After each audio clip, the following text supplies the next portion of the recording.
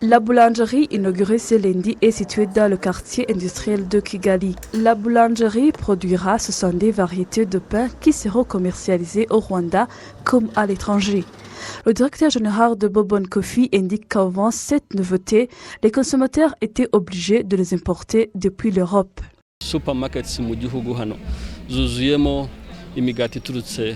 Dans les supermarchés du pays, on trouve en grande quantité les variétés de pain importées de France, de Belgique ou d'ailleurs. Mais sont chers et les consommateurs sont nombreux. Pourquoi ne pas les fabriquer nous-mêmes ici? C'est ce qui justifie nos investissements. De même, 80% des pains consommés au Congo, à Goma, à Kinshasa, à Brazzaville et en Centrafrique sont importés de France ou de Belgique, alors que c'est nous qui sommes tout proches d'eux. Nous estimons que nous trouverons un bon marché au Congo et le prix sera abordable.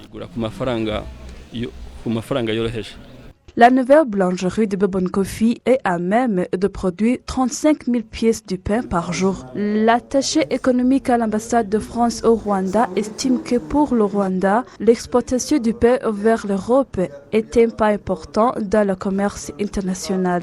Moi, je suis convaincu qu'il y a un marché potentiel en France. Comme on le disait tout à l'heure, le Rwanda, aujourd'hui, dans ses produits, a de plus en plus de qualité.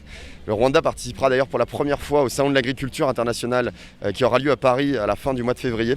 On aura son propre stand et donc pourra présenter ses produits au marché français, au grand public français, et qui pourra découvrir les merveilles rwandaises. Oui, alors c'est sûr que la visite historique du président Macron a joué dans tout ça, qu'aujourd'hui le développement de nos liens économiques sont de plus en plus forts, et c'est sûr qu'on espère qu'ils vont se poursuivre. La nouvelle boulangerie appuiera le programme de création d'emplois au Rwanda puisque 200 personnes seront embauchées en plus de 175 que la boulangerie employait jusqu'alors. L'Agence rwandaise de développement estime que le renforcement d'exploitation est un moyen de révéler l'économie du pays secouée par la pandémie du Covid-19. Nous attendons beaucoup des investissements privés pour la relance économique. Avec 2020, l'économie a connu une chute de l'ordre de 3,5%. En 2021, la hausse a repris jusqu'à plus de 10% au troisième trimestre. Les statistiques du dernier trimestre laissent planer l'espoir de dépasser la situation de 2020.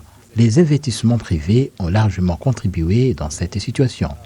Le gouvernement a mis en place divers programmes en vue d'appuyer le secteur privé et c'est le cas du Fonds de relance économique et le programme d'appui aux moyens entrepreneurs, à l'exemple de Bobon Coffee qui souhaite investir à nouveau. Ils ont bénéficié de l'exemption des impôts pour allouer ces fonds dans de telles activités.